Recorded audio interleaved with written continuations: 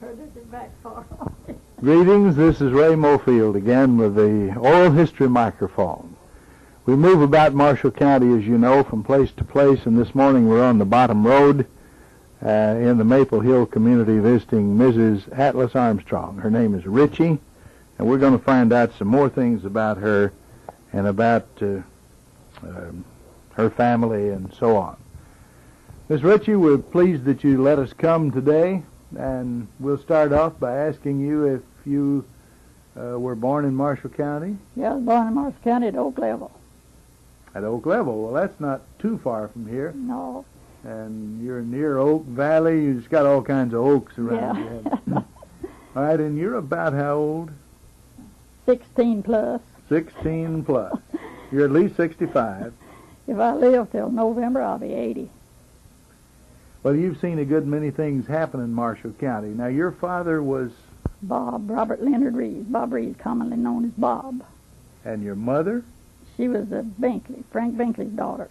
Mm-hmm. And her mother was a Harrison. Did you grow up near Oak Level? Well, I lived at Oak Level till I was 13, then we moved to Pamela. Was there a school at Oak Level? Oh, yeah, and the school building's still there, and somebody's made it into a house and lives in it. Mm-hmm.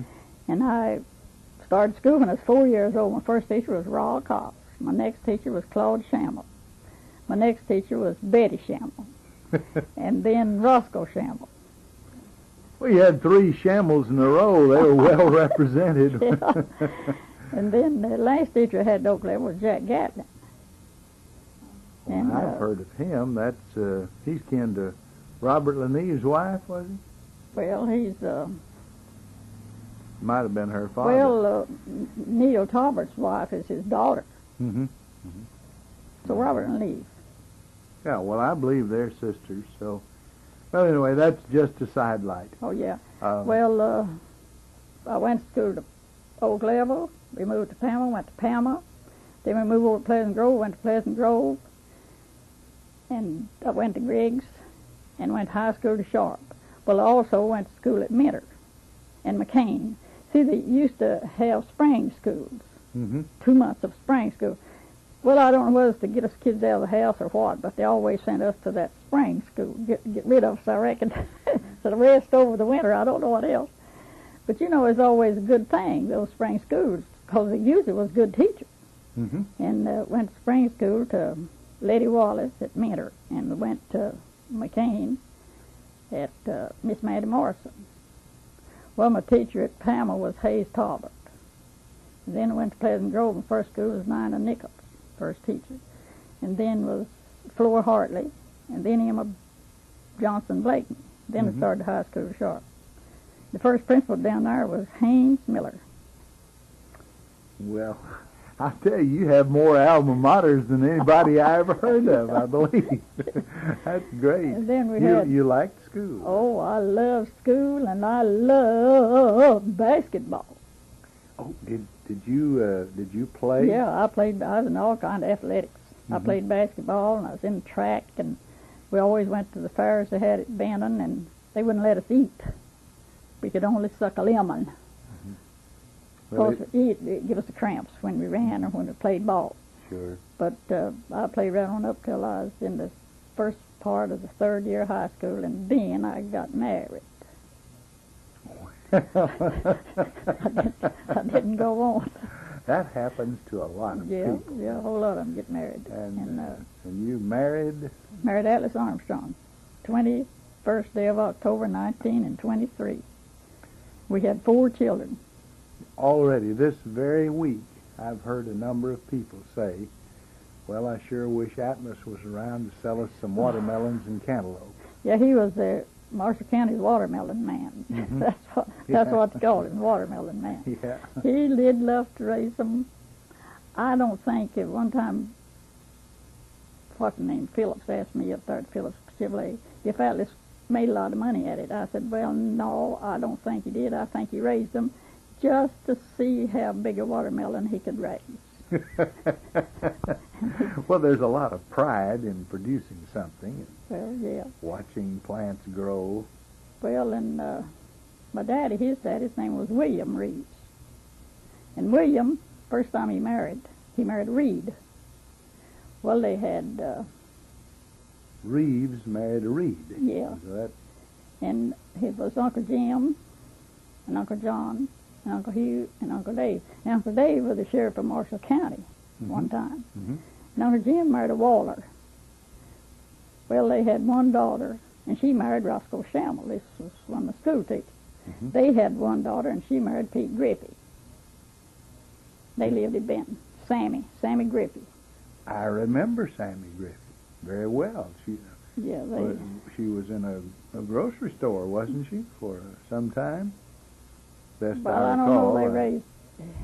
They had a dairy out there on the other side of Benton. They raised cattle. And of course, Pete died a long time ago and left. Sammy and I've been dead for about 2 or 3 years. I remember her son playing basketball at Benton. Well, she had Ben and Pete, and she had Ann and Jane and Susan. I reckon that's all the 5 of them. So you've just got all those relatives down pat. I couldn't possibly name everything like that in my family. And my daddy had the 3 sisters, was Aunt Nancy and Aunt Mary and Aunt Priscilla. She married a Riley and moved to Texas. And I think they still all live out there. Well, I've never seen them, but they still live out around Bryan, Fort Worth, around in there. And Uncle Dave, he never married nobody. He was the sheriff of Marshall County, I already said. Well, that's certainly an important office. And that was then, because it had some pretty rough people. No offense out there wherever you are. The Loftons and the Blackwells. I don't know whether you ever heard about them or not. They're pretty rugged acting. I think some of the Loftons killed some of the Blackwells, and some of the Blackwells killed some of the Loftons. And we had a little Martins and Coys here in Marshall County then. Yeah, just I suppose that's everywhere, though. Well, yeah, I guess it is. It goes on every place. And the sheriff could get himself in some very delicate, let's say, situations. We married. We had 2 children. Then we went to, first married, we went to Gary, Indiana. Well, we came back. Then we had 2 children. Then Now, where was it you went? Gary, Indiana. Gary. Oh, yes, a big steel mill town. Yeah. And then we came back and had the 2 children. Then we went to Detroit, Michigan. Well, the Depression hit. We had to come back to the farm, so we stayed here. Where did Atlas work in Detroit? At one of the motor car companies? Well, he worked at Ford's assembly plant at Highland Park, just out of side of Detroit, suburb Detroit. Yes. And then the last time he went back, he worked at Briggs.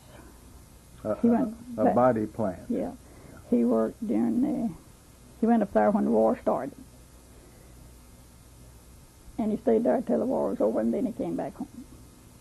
So he stayed here ever since. Raising watermelons, I guess you'd say. All right. Now, you like sports, and you engaged in sports. Oh, I love basketball. I'm crazy about basketball. I love to hear you say, "Rip the netting." That's what. You made a basketball game. Now that we don't have nobody else that can do a basketball game. Here we just see that basketball game. Well, I thank you. I really enjoyed it. Of course, it was my favorite sport, as you might guess. I suppose from listening on radio. And of course, Marshall County over the years has been rather noted for its basketball. I don't know. Let's see. In 1932, Brewers went to the state tournament. That was not Brewers, but Birmingham. Yeah. And McCoy Terry, who later coached at Brewers, I'm getting myself mixed up here, was one of the players on that Birmingham team. The Birmingham Bulldogs. Yeah. Didn't he carry Brewers, and they won the state one time? Oh, they certainly did. If I remember correctly, they went to the state tournament on 3 different occasions. It must have been about 42. And I know they went in 47 and went all the way to the finals and lost to Maysville. And then the next year they went all the way to the finals and they were playing Maysville again. And Earl Jones was the coach at Maysville, longtime coach there, and of course McCoy Terry, the Red Men, and they were the last team, as I recall, that ever went undefeated all the way through. Didn't lose a single ball game. You mean Brewers? Brewers did not lose a game that year, in the tournament or otherwise. So they set quite a record. Well, didn't Sharp win it one time? Oh, yes, 1938. Homer Holland was the coach. I Yeah. remember it quite well. Jim King was the center, and I remember Red Culp, and Yeah. there were, Metcalfs and Dunnigans and Barretts. And My brother Roscoe, he was on the team. Roscoe Reeves. Uh-huh. He was, Mm-hmm. and he lives in Texas now. And That was Mouse Barrett. Mousy Barrett. That was certainly one of the great teams of all time. Jim King went to the University of Kentucky, unfortunately died in World War II. I remember that Red Culp went to Murray State. And You know he died here a while back? he did. Harrod, wasn't his name Harrod? Red? Joe Harrod. Durward is what we Yeah. called him. Now, I don't know whether he may have been. Well, one of them just here about a month ago, his mother was sick somehow and she's in the hospital, and so he lived in Texas and he came here. And he had a heart attack and he went back to Texas and she went home with him and stayed a few days and he died. I think it was Harrod, Joe Harrod was him. Durward was the oldest one, the one that's was in the basketball business. Yes. Well, I don't know whether Joe Harrod played or not. And, of course, I went to school till I got married. Bleh. People do silly things like that, you know. Well, let's talk about the marriage just a bit. You said you had some children. 4, had a boy and 3 girls. The boy died when he was 27. We got Bobby, and she married Louis Massey. She's got 3 children. And Betty. Now, is she the one that works at the nursing home? She's been over there, I think, it'll be 15 years, and we tell her she's going to work out in the hall till she gets ready to go in a room. And then Betty, she married a Robertson from West Virginia. She had 2 children. And then Bethel Ann married Shirley Ray Downs. She lives right over there. She got 1 child. Right, so you do have grandchildren. 8 grandchildren and 8 great-grandchildren. And then this boy up here, Bobby's boy, they don't have any children, on whether they will or not. But Bethel Ann's daughter, she can't have time. She's a assistant supervisor over the nurses, and she calls them near doctors, the interns at Vanderbilt Hospital. Yes. And then the youngest grandson, he isn't married. So I may crop out here with about 40 great-grandchildren. So it's all over with. Yeah. He goes to school at Greenville, North Carolina. He's going to college at Greenville, North Carolina. East Carolina? Yeah, East Carolina.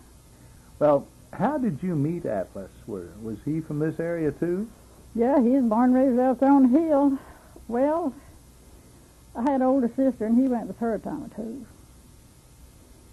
And then...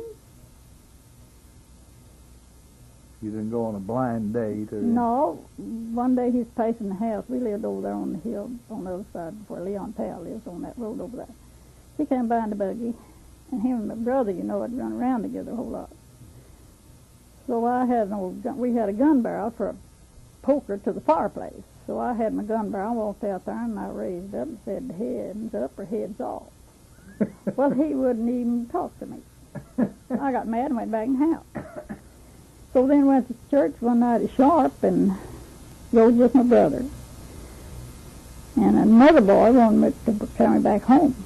And before my brother would make up his mind whether he was going to let me go back with that boy or not, Alice comes along, grabs him by the arm and says, she's going home with me. So that started it. He thought over this gun barrel business and decided he liked that. Maybe he did. So then we went together a couple of years and got married. Well, you did wait till you decided it was the right thing to do. Well, I don't know whether I waited that long or not, Ray. I don't think we ever know whether it's right or wrong. We just get married. Well, And then wonder whether we done the right thing or not. Of course, we lived together. If he had lived until October, he died 19th day of July, we'd been married 60 years. well, so you were married 50 or more years then, weren't you? Yeah, we was married 59 years. 59 years. Well, And we've been married 50 years. I broke my leg. When we celebrated our 50th wedding anniversary, I had a broken leg. you were kicking up your heels pretty high for a 50th anniversary. Yeah, I guess so, but I broke my leg. Well, I'm sorry that spoiled it, but I suppose... Well, it didn't. We went ahead and had the celebration and all the fixings. It didn't... The broken leg didn't stop me. I went right ahead anyway. Well, you seem to have a nice smile and take things pretty well. From talking with you here, I guess maybe that's what Mr. Atlas saw in you that he liked. It was a streak of fun. Maybe. I think it was the stubbornness is what he more than less liked. Because I had a stubborn streak. When I wanted it done, and he finally found out. I always told him, you never get around to doing anything. Or think about doing anything. I suggested, and then directly you come along and do it, and I said, and after all, I was the one that hatched it up. It wasn't your idea at all. Well, that would make him mad, but he'd go ahead and, do it. Well, I just let him think he was the one that thought it up, and all that sort of stuff. Mm-hmm. A woman has to learn how to deal with a man. Psychology. No offense. Oh, well, all I ever did was what some woman told me. When I was little, my mother told me what to do. That's just now right. Janie tells me what to do. Whether you do it or not. And when she's not home, my mom, that's my mother-in-law, tells me what to do. Well... You know Miss Blumenberg. Oh, I've known Ruth ever since we was kids. Well, I'd like to talk about what the area was like around here when you first married. Well, we had a little bottom road. Well, all the roads are just lanes. Mm-hmm. Everybody went, and we used to go to the big singing at the fairs at Benton in a wagon with the mules or horses or whatever you had. And Did you get a new bonnet for Big Singing Day? A hat? A hat and a dress and a pair of shoes and a quarter to spend. And you'd buy cool drinks and ice cream and all that for a nickel. Mm-hmm. A quarter, we got by on a quarter at the big thing. That was a All day long we had this quarter. rather good allowance. Well, that was a whole lot of money back then. Yeah. And, I always went to, in summertime, we'd go to Sunday school at Oak Level Methodist Church. Mm-hmm. And in the wintertime. In the summertime, we'd go to the New Harmony Baptist Church. But there was a Church of Christ over there at Oak Level. Then it was Christian church, they had the organ in it. But I was a little kid, but we went. The Methodists used to come around and wave the hands in there and tell you how mean you was and when you come up to the altar and all that stuff, and the Baptists did too. I don't know whether they still do that or not. They used to. Well, that disgusted me. Well, we go to the church, that Christian church over there at Oak Level. I made up my mind. If I ever have any affiliation with the church, it's going to be this, because they don't come around and do a whole lot of talking. So that's the main thing, decided me to become... That's been an interesting church. I did a little research on that. It began as a Church of Christ and operated till, well, I've got it all in an article in the Historical Society Journal, and I'm not certain I remember the exact dates, but let's say it started about, 1880, and then about 1912 or so, it became a Christian church. Well, see, that's, of course, I was born in 1905. Mm-hmm. And then... Well, we'd go there, and I remember Uncle Bill Schimmel and Jack Gatlin's daddy, and some of the Hendersons were members of the Christian church, that church out there. Mm-hmm. That's all I remember of him, just Uncle Bill Schimmel and his family. He had Roscoe and Rex and Jesse and Ruby and Claude and all them, his kids. Well, they were affiliated with that church, and then Mr. Gatlin and some of the Hendersons went to that was the Church of Christ. And they had this little pulpit, or whatever they call it, and an organ. And they had Marcus Jones was preacher there one time. Well, I was a little kid. I'll never forget that. He always walked, and he preached, and he hit the table. And there was a little banister about that high. One day he got overtired, and he was walking and preaching and banging that table, and just that little table just jumped over that banister, and jumped right out on the floor.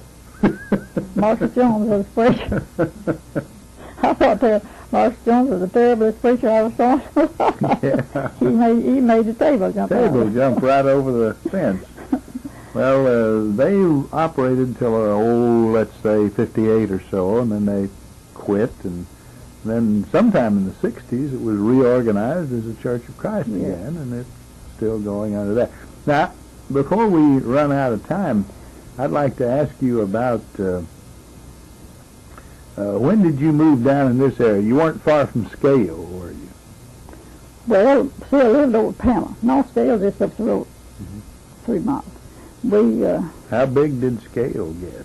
It was a pretty good-sized little town. It had a grocery store and a mill where English used to run a mill where they made ground corn and wheat, made flour, and there's more houses up there than there are now. And there's still, I guess, 6 or 8 houses there at that Oh, there's a lot all along there, just on down through there. Lon Laughlin lived on the hill, and come on down through there, and all the Englishes lived along there. Mm-hmm. And then on the other side was Justy Peck's brother. Was Palma a somewhat similar sized community? Palma's just a little bit more houses in it now than was then. Mm-hmm. There's more people live at Palma than there did then. Mm-hmm. But there used to be 2 grocery stores and a blacksmith shop and a mill. They had a Mr. Norman. Ellie Norman had a mill out there, ground corn and flour and stuff like that. But all that's gone out of. There was a school there when I can remember. Well, yeah, I went to school. That's where I went to school. And Irvin Poe had a store, I recall. Well, yeah. But over that old level now, that's where the Methodist church is. It used to be a blacksmith shop, and the church was back on the back part of the cemetery. They moved it up on the road. And my Uncle Jim Reeves, he had a general store just across the road from where the church is now. Mm-hmm. And then another store was Mr. Hall. John Hall's daddy had a little general store. There's 2 general stores on our level. And we had a Dr. Blewett Helm. Oh, there was a physician there. Yeah, Blewett Helm. Yeah. And the pastor, the Methodist church had that, where the preacher lived. Parsonage, I guess, manse or whatever they call it. And that's the first wedding I ever saw. One of my daddy's cousins, we called him Uncle Duck Wallace. He married a widow. You got to go, and that was a lot of fun. Yeah, it was muddy, and they sat in the buggy and got married in the yard. Yeah, that's better than getting your feet covered up in mud. Yeah. Well, one other thing I'd like to get in at least, and that is, was it some of your relatives or husband's relatives perhaps that started Maple Hill Church? Well, that was his brother. Uh-huh. He had all the time wanted the church down, live out here in this neighborhood. And he died, and he had a little money and a team of mules.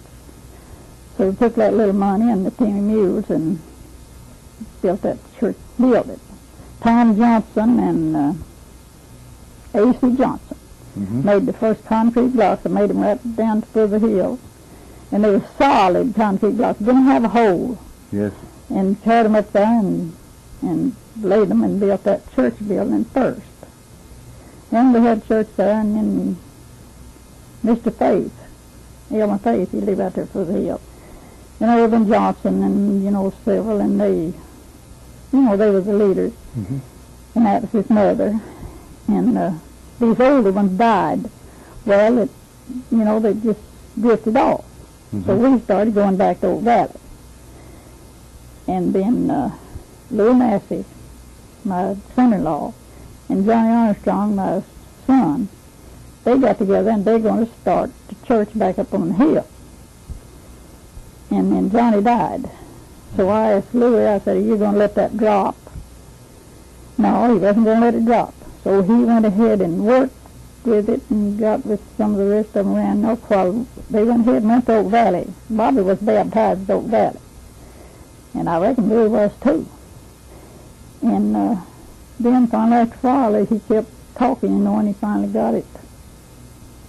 And now it's a rather sizable congregation, well-established, good building. We got, Rudolph, is he the preacher there? Yeah, Ralph, preaching there now. And, well, that was an interesting thing. Lake Riley, he got interested in, of course, Lake, Lake, they had that little shop up there through the hill. That's where Lake started the church. One Sunday he was down here while my husband made him a number, while he went all the time. So they went fishing on Sunday morning. And he told Lake he had to get back. So he had the service at 2 o'clock in the afternoon. So he told Lake he had to get back and go to church. So they come back, and Lake lived up here with his granddaddy, Uncle Frank Johnson. So he decided he'd go to church.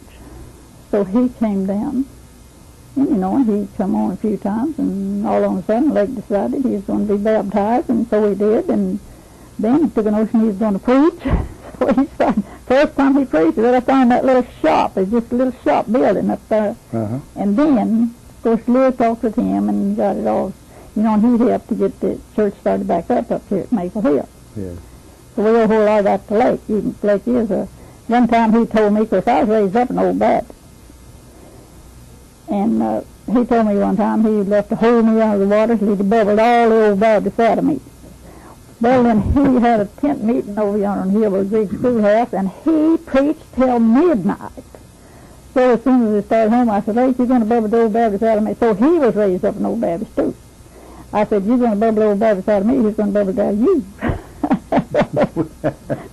Well, we're just about out of time. Do you have your most embarrassing moment or something real funny that happened to you you'd like to close off with and tell us about? Well, there's been so many things silly things and stupid things happen to me. I wouldn't know where to start at. Horse ever throw you? Nope, I rode everything, mules, horses, and everything else, but I never have been thrown.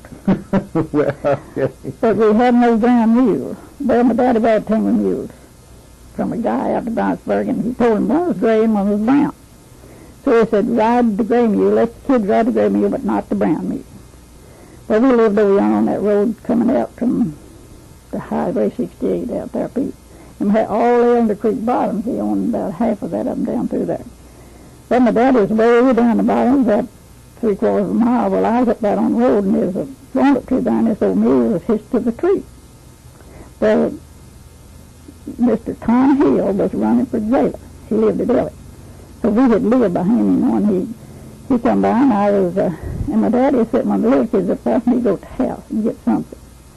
Well, I was going to have to walk all the way up to the highway. I looked at that old mule, and I just went taking his harness off. Well, Mr. Hill come up, and he said, what are you fixing to do? I said, I'm going to ride this mule. He said, now, Ritchie, you're not supposed to ride that mule. I said, well, I'm going to try. So I throwed the harness off, and I patted old Jacob Tom to it, and I loaded him on. He just walked off and carried me on to the house and brought me back, but Mr. Hill went on down there and told my daddy.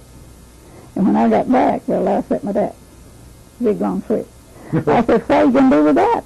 You weren't supposed to ride that mule. I said, he didn't throw me. And then next time I saw Mr. Hill, I was mad at him. I said, I don't even vote for you because you went and told my daddy I wrote that news. Well, thank you so much. I'm sorry we've run out of time. Half an hour just isn't long enough to get everything from Ms. Ritchie Armstrong, Bottom Road, Maple Hill Community, and we thank you very much. Yes, thank you. This is Ray Mofield. We return you to our studio in Benton.